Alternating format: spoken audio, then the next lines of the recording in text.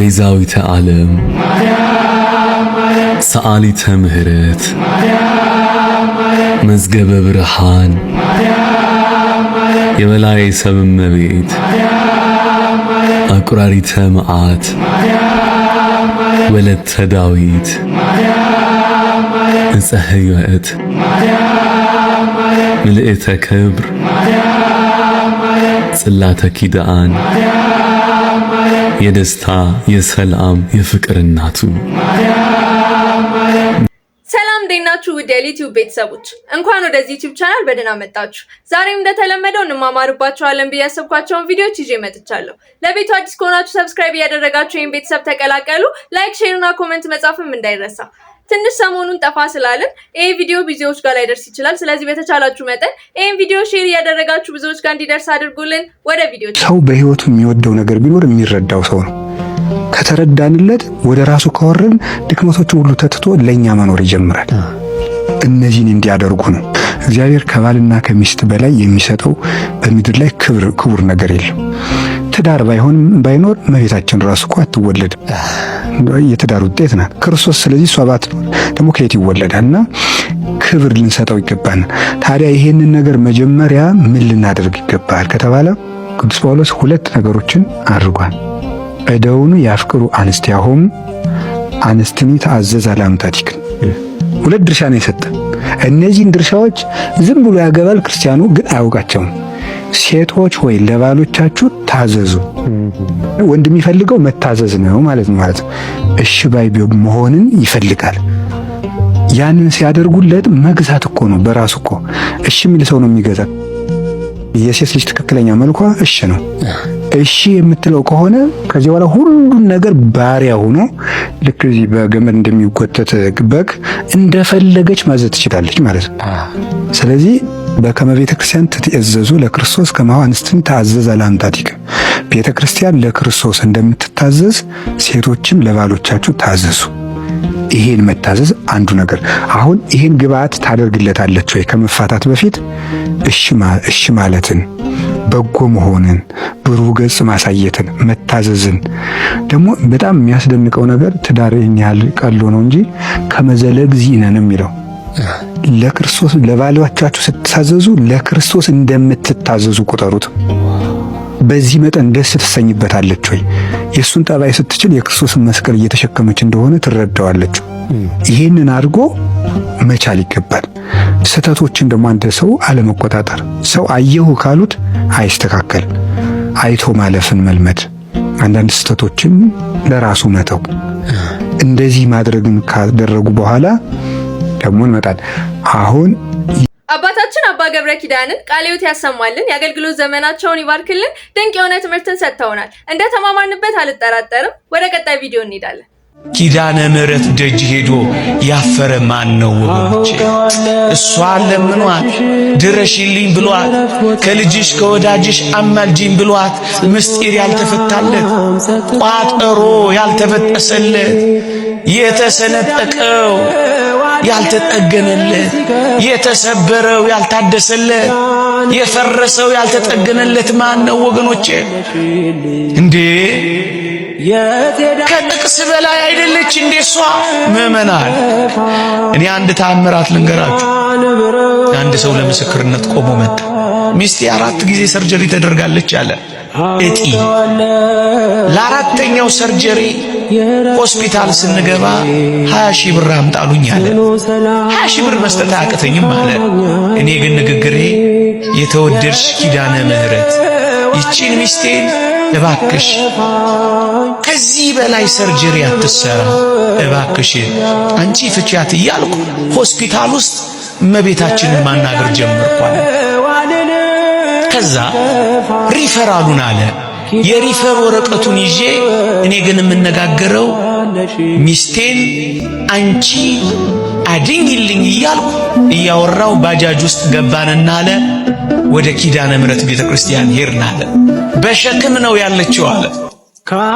ልክ ኪዳነ ምሕረት ቤተክርስቲያን ስንገባ በሸክም የነበረችው ሚስቴ ቆመች። እግዚአብሔር ያሳያችሁ። እጅግ ብርቱ የሆነው ምናልባትም ወደ ካንሰር ይቀየር የነበረው ያ እጢ የት እንደገባ አይታወቅም። ከቆረብን በኋላ በልማድ የምናደርጋቸው 3 ነገሮች።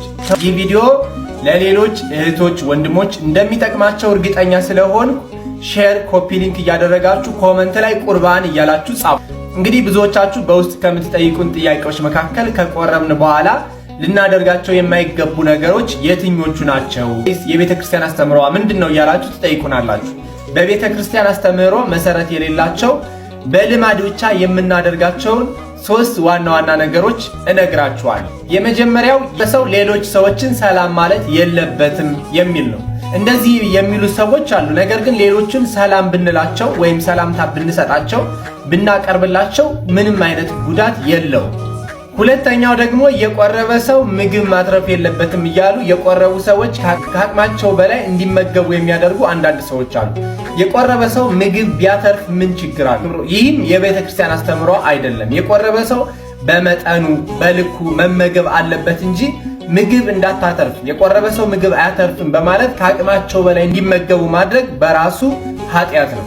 አያድርገውና የቆረበ ሰው ቢያስመልሰው ምንድነው የሚያደርገው? የቆረበ ሰው በውስጡ የክርስቶስ ስጋና ደም ስላለ ቢያስመልሰው በቃ ወይም በላስቲክ አድርጎ ጉድጓድ ወይም መሬት ቆፍሮ እዛ ውስጥ መቅበር ይገባናል። ሶስተኛና የመጨረሻው የቆረበ ሰው ብቻውን መቀመጥ የለበትም፣ ጠባቂ ያስፈልገዋል፣ ሰይጣን ይቀርበዋል የሚል አባባል አለ። ይህም በፍጹም የተሳሳተ ነው። የአባቶቻችን አስተምሮ በእርግጥ የቆረበ ሰው ብቻውን ባይሆን መልካም ነው ብለው ያስተምራሉ። ይህም ኃጢአት እንዳያስብ፣ የዝሙት ነገር እንዳይነሳበት፣ በተለይ ወጣቶች ሁነው የሚቆርቡ ካሉ ብቻቸውን ሲቀመጡ በሐሳብ እንዳይበድሉ፣ ክፉ ነገር በውስጣቸው እንዳይመጣ ከሰዎች ጋር ቢቀመጡ፣ ቅዱሳት መጻሕፍትን ቢያነቡ፣ ሚስጢራትን ቢረዱ ቢያስረዱ እጅግ በጣም መልካም እንደሆነ ያስረዳሉ እንጂ የቆረበ ሰው ሰይጣን ስለሚቀርበው ከሰዎች መራቅ የለበትም፣ ብቻውን መሆን የለበትም የሚል አስተምህሮ ግን የለም። ነገር ግን የቆረበ ሰው ብቻውን ከሚቀመጥ ከሰዎች ጋር ተቀምጦ መጻሕፍትን ቢያነብ፣ ሚስጢራትን ቢጠያየቅ እጅግ በጣም መልካም ነው። እነዚህ 3 ነገሮች የምናደርጋቸው በልማድ እንጂ የቤተ ክርስቲያን አስተምህሮ መሰረት የላቸው። ቤተሰቦች ቪዲዮን ተከታትለን ተመልሰናል። እንደተማማርንበት አልጠራጠርም። ሐሳብ አስተያየቶቻችሁን ኮሜንት ላይ ጻፉልኝ። ወደ ቀጣይ ቪዲዮ እንሄዳለን። በእድገትህ ውስጥ እድገትህን የሚከታተለው እግዚአብሔር ብቻ ሳይሆን ሰይጣንም ጭምር በደንብ ነው የሚመለከተው። እግዚአብሔር የሚያየህ አባት ነውና ሊያሳድግህ ነው፣ ብትወድቅበት ሊያነሳ ነው። ሰይጣን እድገትህን የሚከታተለው አንተ ረስተሃቸውና ዘንግተሃቸው የጣሉህን ምንም አይነት ነገሮች ግን ፓተርን ኪፕ ለማድረግ ነው፣ ነገር መልሶ ለመጣል ማለት ነው። የሰይጣን ክፋቱ በነገራችን ላይ ወድቀህ አያዝንልህም። እግዚአብሔር ስትሰበር ቢያንስ ያዝናል። አውቀህም ቢሆን አባት ነው ይራራል፣ ሳታውቅ ሲሆን ደግሞ ይበልጥ ይራራል። አየኔ ልጅ ይላል ሰይጣን። አውቀህም ወደክ መርገጥ ነው፣ ሳታውቅ ሰው ከወደክ ደግሞ እንዳታውቅ ነው የሚፈልገው። እዛው ያንከባልልሃል፣ እዛው ተቀመጥ ነው የሚል። ለምን? እሱ ኮምፈርት ዞን ለሱ የሚስማማው ላንተም ስለሚስማማህም ጭምር ማለት ነው አለማወቅ። እና ሰይጣን ያለው ኢንቮልቭመንት በጣም ደካማ ነው። እጅግ በጣም ሰነፍ፣ እጅግ በጣም ደካማ፣ እጅግ በጣም አቅም የሌለው ነገር በምድር ላይ ቢኖር ሰይጣን ነው። ስመ ሥላሴን ገና ለመጥራት ስትጀምር እኮ መቆም የማይችል ነው። በንግግር መጥፋት የሚችል ቤተሰቦች ቪዲዮን ተከታትለን ተመልሰናል። ዲያቆን ዘላለም ድንቅ የሆነ ትምህርትን ሰጥቶናል። እንደተማማርንበት አልጠራጠርም። ወደ ቀጣይ ቪዲዮ እንሄዳለን። ሰዎች ትዳር ውስጥ ሲገቡ ቀልድ አይደለም እየገቡ ያሉበት ህይወት። የትዳር ህይወት የሰማዕትነት ህይወት ነው ብለናል። ተቆጥቶኛልና ትቼው ሄዳለሁ፣ አኩርፋኛለችና ትቻት ሄዳለሁ የሚባል አይደለም። ጽኑ አእምሮን ይፈልጋል። ስህተትን መቀበል፣ ይቅርታ ማድረግን፣ ይቅርታ መጠየቅን፣ መከባበርን፣ መዋደድን፣ ያንዱ ሸክም መሸከምን፣ ብዙ የስነ ልቦና ዝግጅት ይፈልጋል። ወደዚያ ሲገባ ሰው ልንሸከም፣ ሰው ልንጠቀም አይደለም። መጠቀምን ብቻ ፈልጎ አይደለም ሰው ትዳር መግባት ያለበት፣ ሰውም ሊጠቅምም የሰውን ቁስሉን ሊሸከም፣ ድካሙን ሊሸከም። አዳም ከእንቅልፉ ሲነቃ ሔዋንን አገኘ። ከዚያ በኋላ ሲያያት አንድ ነገር ተናገረ። ይቺ አለ ከስጋዬ ስጋ ከአጥንቴ አጥንት ስለሆነች ሴት ትባል አለ። ምን ማለት ይመስላችኋል? ከስጋዬ ስጋ ከአጥንቴ አጥንት ማለት አስባችሁ ታውቃላችሁ? እንደኔ አይነት ስጋ ያላት እንደኔ አይነት አጥንት ያላት ብቻ ማለት አይደለም። በዕብራውያን ልምድ በሂብሩ በዚህ በዕብራውያን ቋንቋ ስጋ ማለት ደካማ ነው። አጥንት ማለት ደግሞ ጠንካራ ነው። የስጋዬ ስጋ የአጥንቴ አጥንት ናት ሲል እንደኔ ደካማ እንደኔም ጠንካራ ናት። ድካሜም ድካሟ ነው፣ ጥንካሬም ጥንካሬዋ ነው ማለት ነው። የባህሪ አንድነቱን የተፈጠረበትን ስነ ፍጥረት አንድነት መግለጫ ነው። ልዩነት የለም በስነ ፍጥረት ማለት ነው።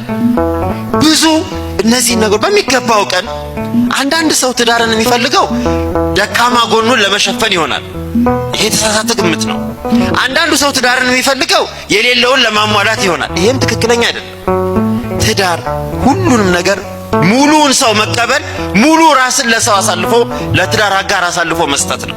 በትዳር ውስጥ ያለ ነገር በሙሉ የጋራ ነው። የጋራ ነው። ምንም ነገር የኔ ወይም ያንተ የሚባል አይደለም። ሁሉም የጋራ ነው። አልጋው የጋራ ነው። ቴሌቪዥኑ የጋራ ነው። ወንበሩ የጋራ ነው። ኩባያው የጋራ ነው። ብርጭቆ የጋራ ነው። ሁሉም የጋራ ነው። የኛ ነው የሚባል ያንን የመቀበል ስነ ልቦና ያስፈልጋል። ትዳር ትልቅ ተቋም እንደመሰረትን አይምሮአችን ውስጥ ዝግጅት ይፈልጋል። ከዚያ በኋላ ያሉ ማናቸውንም ሸክሞች ለመሸከም ማናቸውንም መሐላው ላይ ምንድነው የተቀመጠው? በድካሙ በህመሙ ከሞት እስከ ሞት ድረስ ከሱ ጋር ልሆን ብሎ ነው መሐላ የሚገባው። ይሄ ጠንካራ ስነ ልቦና ይፈልጋል። ቀልድ አይደለም። ወይም ደግሞ እንደው ዝም ብሎ ጊዜያዊ ነገር አይደለም። ይሄ ስነ ልቦናዊ ዝግጅት ይፈልጋል። አራተኛው ማህበራዊ ዝግጅት ነው። ትዳር የማህበረሰብ ዝቅተኛው መጀመሪያ ነው። ማህበረሰብ የሚጀምረው ከግለሰብ አይደለም። ማህበረሰብ የሚጀምረው ከሁለት ሰው ነው። ማህበረሰብ ስንል የሰዎች ህብረት፣ የሰዎች ትስስር፣ የሰዎች አንድነት የሚጀምረው ከትዳር ነው፣ ከቤተሰብ ነው፣ ከሁለት ሰዎች ነው። ስለዚህ ባለትዳሮች የማህበረሰብ አካል ከግለኝነት ወጥተው ማህበራዊ ሰዎች እየሆኑ መሆኑን ማሰብ ያለብን። በአሜሪካን ሕግ ያላገባ ሰው ፕሬዝዳንት አይሆንም፣ አይቻልም። ማህበራዊ ሰው መሆን አለበት። አይምሮው ከግለሰብ የወጣ ከኔ ብቻነት የወጣ ማህበራዊ ፍጡር መሆን፣ ማህበራዊ እሳቤ ያለው ሰው መሆን አለበት። ያንን ማህበራዊ ጉዳይ እንግዲህ ትዳር ሲመጣ ለቅሶ ቤት ሄዶ የማያውቀው ለቅሶ ይመጣል፣ ማህበር ይገባል፣ ሰበካ ጉባኤ ይመዘገባል፣ ንስሐ አባት ይያዛል። የማህበረሰብ አካል መሆን ያ ዝግጅት ያስፈልጋል። የመጨረሻው ብዙ ጊዜ አንዳንዴ እንደ ኃጢአት ሊቆጥሩት ይችላሉ አንዳንድ ሰዎች። አንዳንዴም ስለዚህ ሲነገር ስተት ሊመስል ይችላል። ትዳር አንዳንድ ጊዜ የመዋለ ንዋይ የኢኮኖሚ ዝግጅትም ይፈልጋል። ባለትዳሮች የሚኖሩት አየር ላይ አይደለም። ይከራዩም ይስሩም ቤት ያስፈልጋል። መኖሪያ ትዳርን የሚመሰሩ አብረው የሚኖሩበት የጋራ ህይወታቸውን የሚኖሩበት አካባቢ ቦታ፣ ትዳራቸውን የሚያቆዩበት ስራ፣ ለፍቶ ጥሮ ግሮ በእግዚአብሔር ቡራኬ ለመኖር የሚያስችል ሁኔታን መፍጠርም ዝግጅትን ይፈልጋል። እነዚህ ዝግጅቶች አሁን በጣም ከጊዜው ጥበት አንፃር በዝርዝር ምን ማለት እንደሆኑ አልገባሁበትም። ዋና ዋናዎቹን ነው ያነሳ ነው። በአንድ ምሳሌ ግን ትምህርቱን ልቋጭ። እቤታችሁ ስትሄዱ ስልካችሁ ላይ መጽሐፍ ቅዱስ ካላችሁ ጥሩ፣ እቤታችሁ መጽሐፍ ቅዱስ ካላችሁ ጥሩ፣ ከሌላችሁ በማንኛውም መንገድ ቅዱስ መጽሐፍን ይዛችሁ አንዲት ምዕራፍ ሙሉን እንድታነቡ ፈልጋለሁ። ኦሪት ዘፍጥረት ምዕራፍ 24 ኦሪት ዘፍጥረት ስንት አልኳችሁ? ኦሪት ዘፍጥረት ምዕራፍ 24 ምዕራፍ 24 እንድታነቡ።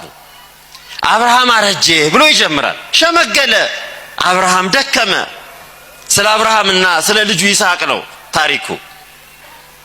ምን ማለት እንደሆነ አሁን የነገርኳችሁ ነገር ምን ማለት እንደሆነ በሚገባ ስለሚነግረን ነው። ሌላ ብዙ ምስጢርም ታገኛላችሁ።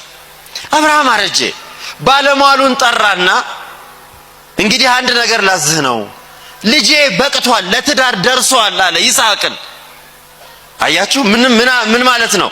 ይስሐቅ ለአቅመ አዳም ደረሰ። ምኑን አየ ማለት ነው? አብርሃም አካላዊ ዝግጅቱ የሞላ የደረሰ መሆኑን አብርሃም አረጋገጠ። እስከሚያረጅ ድረስ ለምን ጠበቀ አብርሃም? ይስሐቅን ለመዳር አብርሃም እስኪያረጅ ድረስ ለምን ጠበቀ? የይስሐቅ ዕድሜ ምን እስኪሆን ድረስ? ትዳርን ለመሸከም ትዳርን ለመምራት ሙሉ እስኪሆን ድረስ። አብርሃም አረጀ። አረጀ የምትለው ቃል ሆን ብላ የገባች ናት፣ እድሜን ለመግለጽ ነው። ስለዚህ ያንን ባለሟሉን ጠራና እንዲህ አለው፣ ሂድና ከነዚህ እኔ ካለሁባቸው ሰዎች ወገን ሳይሆን ከራሴ ወገኖች ሂድና ለልጄ ሚስት ፈልግ አለው። ለምንድን ነው ይሄን ያለው መሰላችሁ? አብርሃም የሚኖርበት አካባቢ የነበሩ ከነዓናውያን እና ሜዶን የሚባሉ ሰዎች እግዚአብሔርን አያውቁም። የሚያመልኩት ብዙ አማልክትን ነው። ስለዚህ አብርሃም ምን ፈለገ? እግዚአብሔርን የሚፈራ ሰው ካለበት ቦታ ሃይማኖት ካለው የሃይማኖት ዝግጅት አላልኳችሁ? ሁለተኛው ምንድን ነው ያልኩት? የሃይማኖት መንፈሳዊ ዝግጅት። አብርሃም ምን ፈለገ? እግዚአብሔርን የማታመልክ ልጅ የልጁ ሚስት እንድትሆን አልፈለገም። እግዚአብሔርን ከማያውቁ ሰዎች ለልጁ እጮኛ ማምጣት አልፈለገም።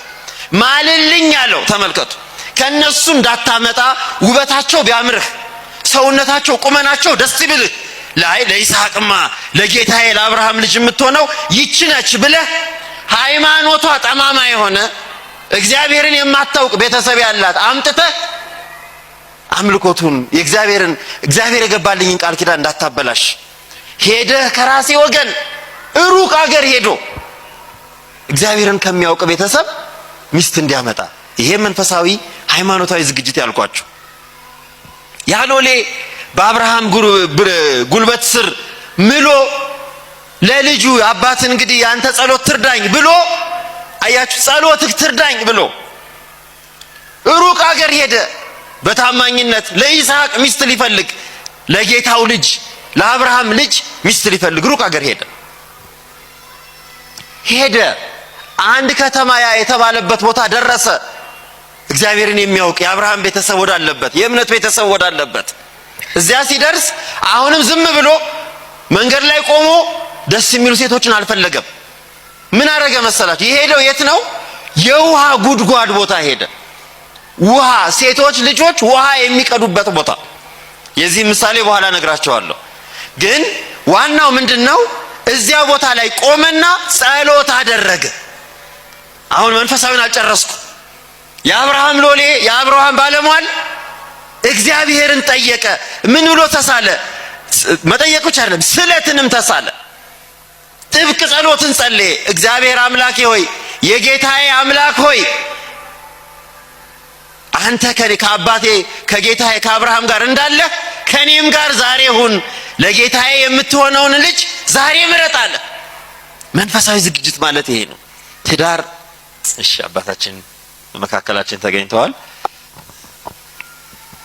አያችሁ፣ ዝም ብሎ በእኛ ይሄ ሩቅ መሲ በሆነው አይን ተመልክተን አፍንጫዋ ቁመኗ እንደው ጡንቻው ወገቡ ብለን አይደለም። ጸሎት ይፈልጋል። ሃይማኖታዊ ዝግጅት ማለት ይሄ ነው። ይሄ ሰውዬ ገና ለሚመጣው ነገር ቁጭ ብሎ እዚያ ቦታውን መርጦ ጥሩ ቦታ መርጦ እዩት። ሴቶች ልጆች የሚዘዋወሩበት አደባባይ ላይ አልሄደም። ዳንኪራ ወደሚመታበት ዳንስ ቤት አልሄደም። ውሃ ቦታ ላይ ሄደ። ለምን ውሃ ቦታ ላይ የሄደው? ሶስት ምክንያት አለው። አንደኛ፣ ውሃ ሊቀዱ የሚመጡ ሴቶች ለአቅመ ሔዋን የደረሱ ልጆች ናቸው። አለበለዚያ ትናንሽ ልጆች ውሃ ይቀዱ፣ ወገባቸው አይችልም። አያችሁ እድሜንም እንዴት አድርጎ እንደመርጥ እንዳየ ማለት ነው። ሁለተኛ፣ ውሃ ሊቀዱ የሚመጡ ልጆች ለቤተሰባቸው የሚታዘዙ ልጆች ናቸው፣ ጥሩ ልጆች ናቸው፣ የሚያገለግሉ ልጆች ናቸው። ሶስተኛው፣ በውሃ አቀዳዳቸው ሁኔታ ላይ ተመርኩዞ የሚጠይቀው ፈተና ስላለ ነው። ስለቱ እንዲህ ብዬ ተሳልኩኛል፣ ጌታዬ አምላኬ ሆይ ውሃ ሊቀዱ ከሚመጡ ሴቶች ውስጥ ውሃ ስጭኝ የምላት ቀድተው ሲመለሱ፣ ይሄ ሁሉ በጣም ምስጢር አለው። ውሃ ስጭኝ የምላት እሺ ብላ የሞላ እንስራዋን አዘንብላ ውሃ የምትሰጠኝ እኔን ብቻ ሳይሆን ደግሞ ለግመሌም የምታጠጣ፣ ግመሉም ጠምቶታል ብላ አስባ ለግመሌም የምታጠጣ እሷ የጌታዬ ሚስት ትሁን ብሎ ስለተሳለ፣ ይሄ ሁሉ መስፈርት ነው። አያችሁ ዝግጅት ነው። ይሄ ሁሉ ዝግጅት ነው። ለኔ የምታጠጣኝ አለ። ለምንድን ነው ለግመሉ ያለው? አስተዋይነቷን፣ እሱ ከጠማው ግመሉም ይጠማዋል ብላ የምታስተውል፣ እሱ ካራበው ግመሉም ያስፈልገዋል ብላ የምትል፣ እንደገና የሞላን ስራዋን ዝቅ አድርጋ እምታጠጣ ማለት ምን ማለት ጎዶሎን ስራ ቤት አይሄድም። ለሱ ካጠጣሽ በኋላ ተመልሳ ትሞላለች። ያልተሞላ ስራና ያልተማረ ሰው ለሸክም ይከብዳል ይላሉ መምህር አካለ ወልዴንታ። ያልተሞላን ስራ እየተወዛወዘ ወገብ ይፈልጣል፣ ወገብ ይልጣል። ያልተማረ ሰውም እንደዚያ ነው ይላሉ። ይሄ ባህል ስላለ ያልተሞላን ስራ ይዞ ስለማይኬድ ተመልሳ የምትሄድ ልጅ ይቺ በጣም ብርቱ ልጅ ናት። እቺ ይሄን ብርታት አይቶ ይህ ዝግጅት ነው። ከዚያ በኋላ ያን ካደረገ በኋላ እንዳለው ሆነለት። እንዳለው ሲሆን ደግሞ ዝም ብሎ በቃ አገኘው ብሎ ይዞ አልሄደም። አገኘው ብሎ ይዞ አልሄደም። ቤተሰቦችሽ ጋር ወሰጂኝ፣ ቤተሰቦችሽን አስተዋውቂኝ። አያችሁ፣ ይሄ ሁሉ ማህበራዊ ያልኳችሁ ዝግጅት ነው። የቤተሰብ ፈቃድ፣ የልጆች ፈቃድ፣ ያ ሁሉ ተደርጎ አባታችንን ቃለ ሕይወት ያሰማልን፣ የአገልግሎት ዘመናቸውን ይባርክልን። ድንቅ የሆነ ትምህርትን ሰጥተውናል። እናንተስ በዚህ ጉዳይ ምን ትላላችሁ? ሀሳብ አስተያየቶቻችሁን ኮሜንት ላይ አስቀምጡልኝ። ለዛሬ ይዤላችሁ የመጣኋቸው ቪዲዮዎች እነዚህን ይመስሉ ነበር። ሀሳብ አስተያየቶቻችሁን ኮሜንት ላይ አስቀምጡልኝ። ላይክ፣ ሼር እና ሰብስክራይብ ማድረግም እንዳይረሳ። በቀጣይ ቪዲዮ እስክንገናኝ ድረስ ቻው።